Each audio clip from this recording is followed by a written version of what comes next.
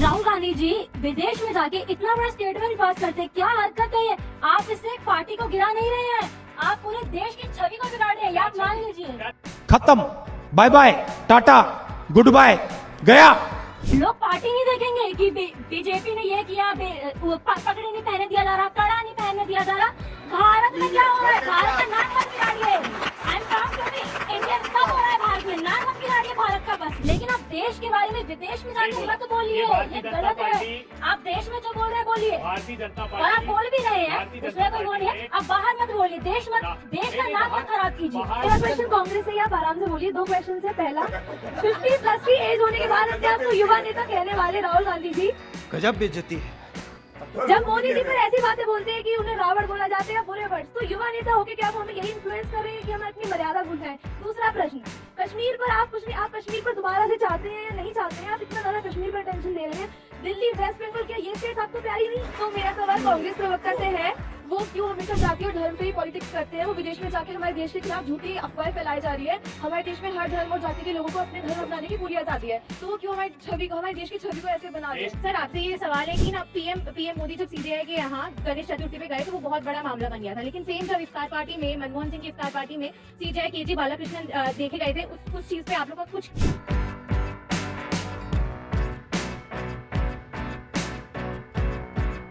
चलिए शुरू करते हैं। लेकिन कुल मिलाकर सवाल यह है ना कि ऐसी कुछ घटनाएं हुई, चाहे वो पाकिस्तान के मंत्री प्रशंसा कर रहे हो कि 370 पर देखो नेशनल कॉन्फ्रेंस और कांग्रेस हमारी बोली बोल रहा है, वो चाहते हैं कि हटे, वापस वहां पर लगे।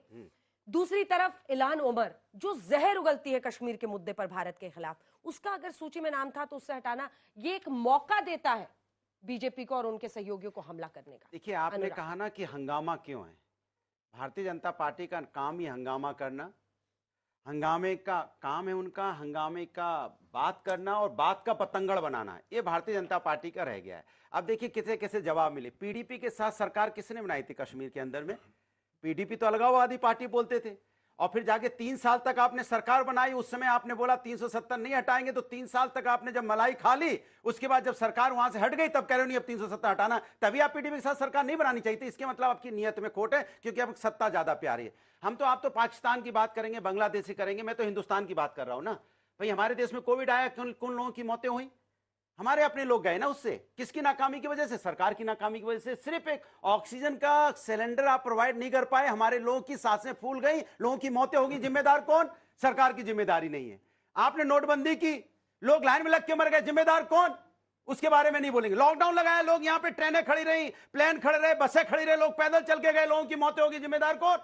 हर बात में जिम्मेदार विपक्ष, आप जिम्मेदारी लेने को तैयार नहीं हो। जब भी आपसे बात पूछी जाती है, विदेश की धरती की बात करते हैं, तो विदेश की धरती पे बात करने वाले तो बीजेपी के बहुत लोग हैं। मैं कहता हूं विदेश की धरती तो छोड़ो, आपने हिंदुस्तान की धरती पे तो अच्छी बात कर लो। विदेश की धरती पे जो किया वो उसकी तो जनता अपने आप मूल्यांकन करेगी, लेकिन आपने देश की धरती पे आप नफरत की राजनीति क्यों फैलाते हो? देश की धरती पे आप यहाँ जाति धर्म की राजनीति क्यों करते हो? देश की धरती पे आप रह के आपने देश के लोगों की बात क्यों नहीं करते हो? हमेशा आपको पाकिस्तान याद आ जाता है चुनाव के बाद। चुनाव आते ही पाकिस्तान इतना मजबूत हो जाता है कि चुनाव आते ही आप उसका पाकिस्तान, बांग्लादेश, पाकिस्तान, इसी को रट रटाए रहते हो, लेकिन अपने हिंदुस्तान बेचारे परेशान है। हिंदुस्तानियों की बात नहीं होगी। भारतीय जनता पार्टी की आदत चुनाव आप लोग लड़ नहीं पाते। छोटा सा जवाब फिर इनके प्रश्न। देखिए, इनका चुनाव में हिंदू मुसलमान, पाकिस्तान, बांग्लादेश, आप सब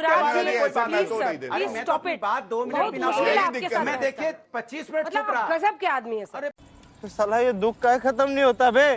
दूसरी बड़ी बात इन्होंने कोविड की करी। हाँ, घर से मैं ये कहता हूं, 220 करोड़ टीके लगे, इनको भी लगा होगा।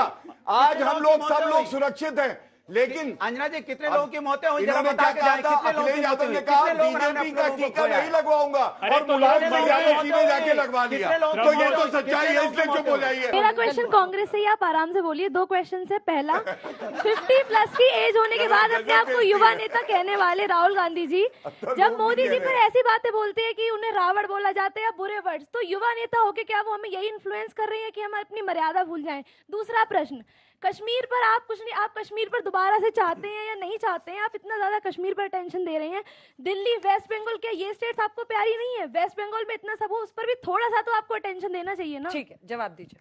वो युवाओं की बात उठा रहे हैं राहुल गांधी जी, मोदी जी को तकलीफ क्या है? ये जुबान काटने की बात क्यों करते हैं राहुल गांधी के? उनकी जुबान से तकलीफ है, क्योंकि राहुल गांधी जी ने कहा मोदी जी आपका धन्ना सेठ दोस्त 1600 करोड़ रुपए रोज कमा रहा है। चीन का एक चांगचुंग लीग नागरिक मुकेश अडानी के बड़े भाई विनोद अडानी के साथ धंधा कर रहा है, स्ट्रेटेजिक एरिया में काम कर रहा है। मोदी जी को ये तकलीफ है, मोदी जी को ये तकलीफ है कि राहुल गांधी रोजगार आप वही कर रहे हैं, आप वही कर रहे हैं। मैंने उनको भी रोका था, मैंने उनको भी रोका था। सवाल पूछ अडानी का नाम आया कि दिल की धड़कनें बढ़ने लगती हैं। ये रिश्ता क्या कहलाता है बता कर जाना, ये रिश्ता क्या कहलाता है बता कर जाना। इसका जवाब दीजिए, इधर देखिए। राहुल गांधी का खुद का बयान है, जो बच्ची बता रही थी, राहुल गांधी का खुद का बयान है, नरेंद्र मोदी 6 महीने बाद घर से बाहर नहीं निकल पाएंगे, युवा इनको ऐसा डंडा मारेंगे। ये राहुल गांधी ने खुद कहा है। यहाँ पर तो रवनीत बिट्टू जो आपकी पार्टी से आके अब इनके केंद्रीय मंत्री बन गए हैं, राहुल गांधी ने एक चौकीदार चोर है बोला, तो चोर ऐसे ही जो शब्द खुद आपके नेता इस्तेमाल कर रहे हैं। और बोटी कर दूंगा। इमरान मसूद का है, बोल मैं तो राहुल जी की बात कर रही हूं। मोदी जी की बोटी कर अरे प्रभु आप आ जाइए, आप आ जाइए, लगा के देखो जनता उखाड़ के फेंक देगी, बता रहे हैं। भाटिया जी रुक जाइए, इसका जवाब दीजिए ना जो बच्ची ने कहा। देश के प्रधानमंत्री के बारे में बोलोगे तो आएंगे नहीं क्या? हाफिज सईद के बारे में बोलेंगे तो तुम्हारा भाई लगता है, हमारे तो मोदी जी चचा लगता हो, आपका चचा लगता हो, मेरा भाई तो नहीं, आपका चचा जैसा है। यही तो फर्क है, मेरा तो नहीं, आपका चचा के लिए बोलते, तुम आतंकियों को गौरव जी। मोदी जी पर जिसने बात कही थी राहुल गांधी, राहुल सुनिए ना, उसका नाम ले लीजिए, शर्माइए मत। जो इमरान मसूद की बात की या राजा पटेरिया की बात की, मोदी जी ने उसको तुरंत जेल में डाल दिया, दोनों को। 2.5 महीने बाद जमानत हुई, 20 दिन बाद जमानत हुई उनकी। मोदी जी जेल में डालेंगे इन अपराधियों को? ये गाली का प्रश्न नहीं, गोली का प्रश्न है। संविधान की शपथ खाने वाले कहते हैं गोली मारो सालों को। रामजादे हरामजादे कुत्ते के पिल्ले, क्या संस्कृति और संस्कार दिए प्रधानमंत्री जी आपने। आपके प्रवक्ताओं को देख लीजिए, आपके प्रवक्ताओं के कान में रोज जो नफरत फैलाई जाती वो विष उगलते हैं यहाँ आकर। देख लीजिए कैसा विष उगल रहे हैं, सुनने को तैयार नहीं है। हम आपसे संजीदा तरीके से ये बात कर रहे हैं, प्रधानमंत्री जी धरना सेठ देश का माल लेकर उड़ रहा है। उन लोगों के साथ जो चीन के लोग हैं, चीन से $110 बिलियन का आप इंपोर्ट करने लगे, पूरा हिंदुस्तान का व्यापार तबाह कर दिया। अगर ये सवाल राहुल गांधी खड़ा करता है तो कहते हैं कि जबान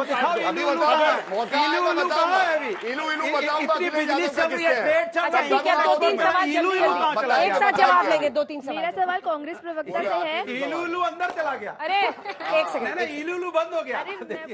नहीं, अखिलेश यादव का मेरा सवाल कांग्रेस गौरव जी प्लीज, गौरव जी रुक जाइए, ये है समाजवादी पार्टी की टूटी फूटी साइकिल। एक सेकंड, ये भाषा आप लोग पूरे तो किसकी है बताइए आप सब मिलकर युवाओं की आवाज दबा रहे हैं, अगर नहीं तो चुप हो जाइए। मुझे छोड़कर इलू वही बोल रहे थे, मैं नहीं बोला हूँ। मैंने नहीं बोला।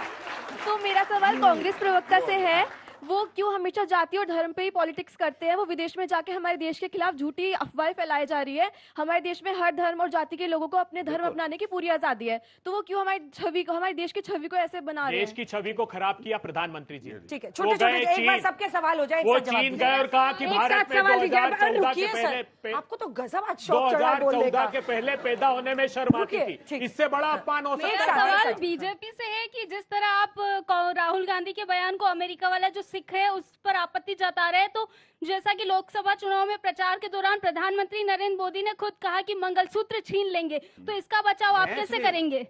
ठीक है, भैंस भी वो तो भैंस भी बोल रहे हैं। मेरा क्वेश्चन बहुत एक बीजेपी के रिप्रेजेंटेटिव से भी है, कांग्रेस से भी है, ताकि ये ना कहा जाए कि मैं व्हाट्सएप यूनिवर्सिटी से आ रही हूँ। सर आपसे ये सवाल है कि ना पीएम मोदी जब सीजेआई के यहाँ गणेश चतुर्थी पे गए तो वो बहुत बड़ा मामला बन गया था, लेकिन सेम जब इफ्तार पार्टी में मनमोहन सिंह की इफ्तार पार्टी में सीजेआई केजी बालाकृष्णन देखे गए थे, उस चीज पे आप लोग का कुछ कहना नहीं है। नेक्स्ट क्वेश्चन बीजेपी के रिप्रेजेंटेटिव से ये है, सर फंडामेंटल राइट है हमारा कि रिलीजन इज समथिंग जो सेक्युलर होना चाहिए, India is a secular state, लेकिन फिर भी हम देखते हैं कि तमिलनाडु में इतने सारे टेंपल्स है जिसको आज भी स्टेट रेगुलेट करती है, इंटरनल ऑडिट करती है, ऐसी ऑडिट जिसमें एक भी सीए बाहर का नहीं होता, पेरोल पे एक भी सीए नहीं होता। सर ये कैसा ऑडिट हो रहा है? और वो टाइम कब आएगा जब टेंपल्स को हम खुद रेगुलेट करेंगे, ना जिस तरह गुरुद्वारे को लोग खुद रेगुलेट करते हैं, मॉस्क को खुद रेगुलेट करते हैं, टेंपल्स को कब हम खुद रेगुलेट करेंगे? तो तिरुपति बालाजी के लड्डू वाले प्रसाद के बाद ये मुद्दा और भी उठा। मैं प्रश्न नोट कर लीजिए, छोटे जल्दी से। मेरा सवाल चलते जाइए। मेरा सवाल बीजेपी से है, वुमेन एम्पावरमेंट के लिए बहुत बात करते हैं, स्कीम्स करते हैं, बट जम्मू कश्मीर में हमें सिर्फ 4% सीट्स क्यों दिए गए? हाँ सब अपनी अपनी पार्टी को मेरा सवाल बीजेपी से है सर, जब बालाकोट स्ट्राइक में महबूबा मुफ्ती जी ने सबूत मांगा था तब आपने उन्हें पाकिस्तानी खाला कहा, अब आपके साथ वो गठबंधन में आ गई तो क्या आप उन्हें कश्मीरी महबूबा मुफ्ती जी, तब आप उनके साथ सर जब आप उन्हें कश्मीरी बुआ कहेंगे सर, जब आपके साथ आई थी तब हम उन्हें क्या कश्मीरी बुआ कहेंगे? मेरा सवाल कांग्रेस से है। राहुल गांधी जी विदेश में जाके इतना बड़ा स्टेटमेंट पास करते हैं, क्या हरकत है ये? आप इससे एक पार्टी को गिरा नहीं रहे हैं, आप पूरे देश की छवि को बिगाड़ रहे हैं, ये आप मान लीजिए। क्या छवि बिगाड़ी बताइए? रोजगार का मुद्दा उठाना छवि बिगाड़ना है? अब इससे लड़ लीजिएगा। प्रति प्रश्न कर रहा हूँ,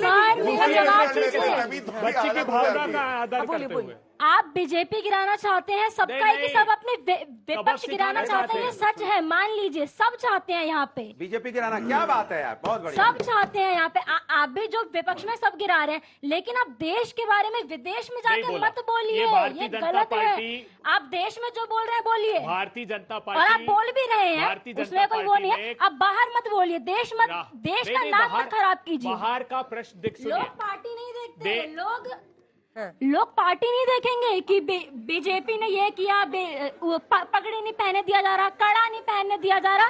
भारत में क्या हो रहा है? भारत का नाम मत बिगाड़िए। I am proud to be Indian, सब हो रहा है भारत में, नाम मत बिगाड़िए भारत का। बस देखिए, कोविड का सवाल खड़ा किया, किसी को ये बात की जानकारी नहीं है। इंडिया टुडे ने रिपोर्ट प्रकाशित की थी, लॉकडाउन लगाने के पहले मोदी जी ने फॉल्कन 2000 चार्टर, जिसका किराया एक सीट का 1 करोड़ रुपए है, 121 फ्लाइट से सुपर रिच लोगों को यहां बुलाया और मजदूरों को दर बदर की ठोकर खाने के लिए मजबूर किया। आर्टिकल 370, जिस दिन मोदी सरकार शपथ ले रही थी, रियासी में, जम्मू में 50 राउंड आतंकियों ने फायरिंग की और हमारी धर्म भीरू जनता 9 को मार डाला और 41 घायल कर दिए। राहुल जी के विदेश में बयान पर बहुत सारे प्रश्न थे। राहुल गांधी जी के बयान, भारतीय जनता पार्टी उनके खिलाफ दुष्प्रचार कर रही है, वो दृढ़ता से लड़ेंगे। मोदी जी कहते थे शर्म आती है। गांधी संविधान दिखाते हैं, उन्होंने संविधान ही नहीं पढ़ा। मैं आपको 3 उदाहरण जल्दी देता हूं। अनुच्छेद 370 टेम्पररी था, हटा नहीं पाए, मोदी जी ने हटाया। अनुच्छेद 44 यूनिफॉर्म सिविल कोड,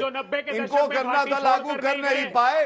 और अनुच्छेद 25 जो कहता है सिक्कों को कपाट रखने की इजाजत संविधान देता है। राहुल गांधी अमेरिका जाके बोलते हैं सिख पगड़ी। दोस्तों, वीडियो अंत तक देख ली है तो अच्छी लगी होगी। अगर वीडियो अच्छी लगी है तो वीडियो को एक लाइक और चैनल को सब्सक्राइब कर लेना, और वीडियो में आपकी क्या राय है ये जरूर लिखना। वीडियो अंत तक देखने के लिए आप सभी का बहुत बहुत धन्यवाद। चलिए मिलते हैं अगली वीडियो पर, तब तक के लिए बाय।